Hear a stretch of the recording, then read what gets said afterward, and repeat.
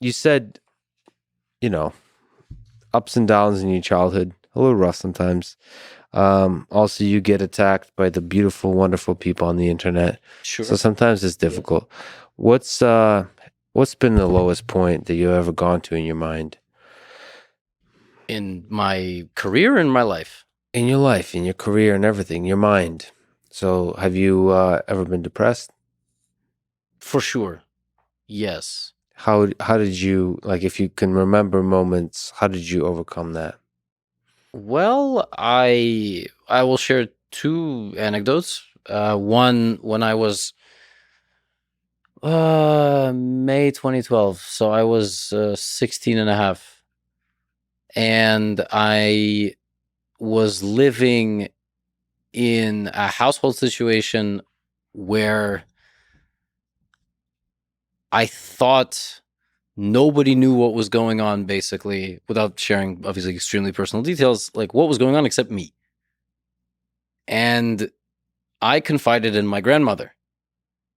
I was imagine living in a house where you basically feel like a prisoner. You don't want to interact with anybody in the house. You don't know how you're supposed to bring these things up.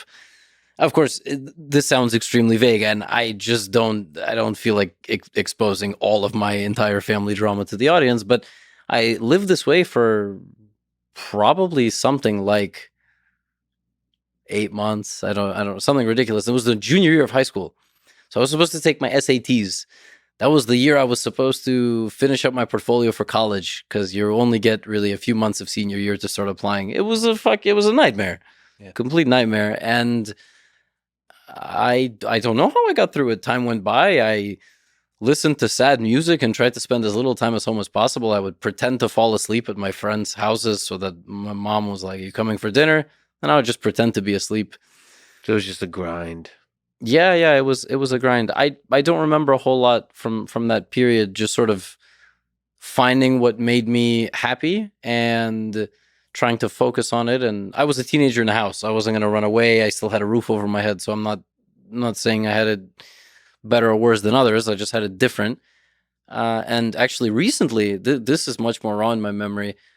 I more or less tore up a very happy life my wife and I had. And I've talked about this in bursts on stream, but essentially what happened was we had just been living in.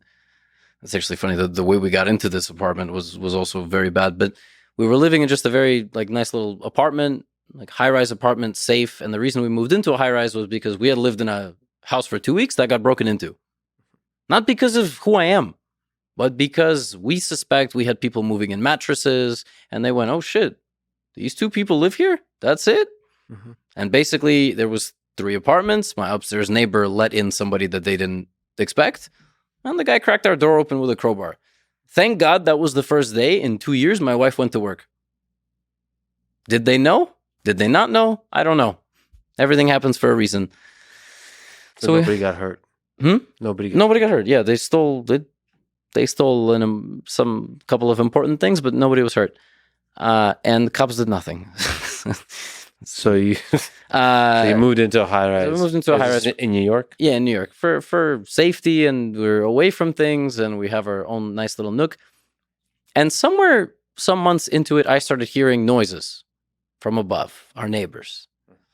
And it started in the morning, 7 a.m. It started in the afternoon, and I picked up on it, and I expected it every day for weeks. And it was driving me crazy. And I was like, okay, we're going to go have a civil conversation with who's ever up there. Sounds like kids. Mm-hmm. So we go knock. Lady gaslit the shit out of us. I've never been gaslit that hard in my life. She went, "Noise? What noise?" It's probably our other neighbor who's a boxer. It's like, "Lady, you have kids. We can hear you through the vents. Hear you talking to your kids." Went to the front desk of the building. They did nothing. Went to the leasing office. They did nothing. And basically over time, I just let this drive me nuts. Back to the stubbornness thing. I decided we were leaving. We were going to live somewhere there was no noise, because we can't beat these people. There's nothing we can do, right? And my wife, I dragged her around to a bunch of different viewings because I was dead set. I was decided I was completely miserable. And we found a house to rent, like a nice house. Family had just moved away. House, standalone house, not going to have neighbors. But wife decided that, not wife decided, we decided that it's too big. It's too big for place. So we're going to get a dog. We always wanted an animal, so we're going to get a dog. So we get an absolute lunatic puppy who just doesn't let us sleep at all. This is on top of everything else, the mental health crisis that's going on. And the day we are moving to this house, I realize I fuck up.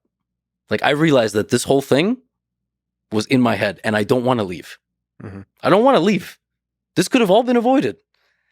And the guilt and I didn't want to exist. Like, it's not that it wasn't suicide, but the feeling of just, you want to just observe yourself from a distance. Yeah. And I couldn't sleep.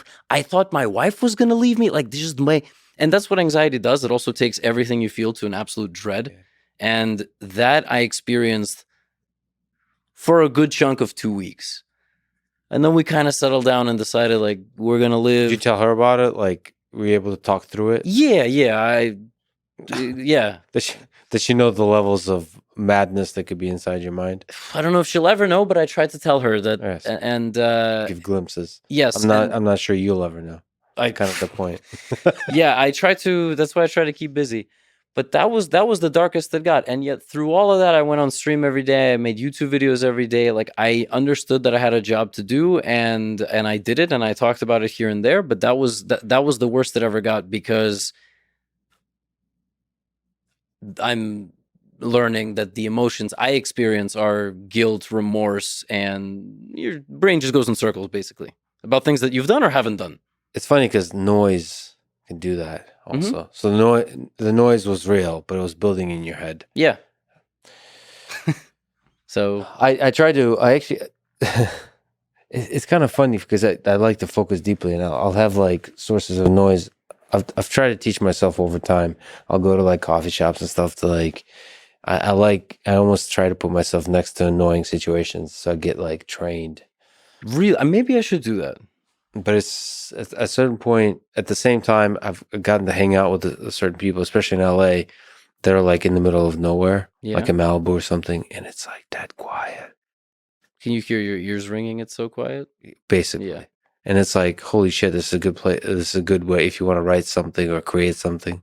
This is like super quiet. So my mom does. My mom's a science journalist, science author. She just published her first book, actually, on poop, of all things. Yeah. Fecal, the waste management. It is actually a very fascinating concept, and look through history. And she would do that. She goes to complete solitude. Yeah. And she writes. Yeah. It's beautiful. No sirens. I mean, New York is the opposite of that. So, it's you've brought it. Mm-hmm. You brought it on yourself. I've lived there for 20 years. Has it been tough, like going on stream, to put on the face of happiness through that? Yeah. Yes, but I find my ways to have moments where I can talk about it. If it's on a stream, I don't get 10,000 live viewers, so it's very different. If I stream late night, I get 1,500, 2,000 viewers. I used to care a lot more about viewers on stream, but I've basically invested fully in YouTube, so that's kind of the way I... And I think, I don't know, maybe you can correct me, but I think people appreciate the human being behind the chess streamer. I think so.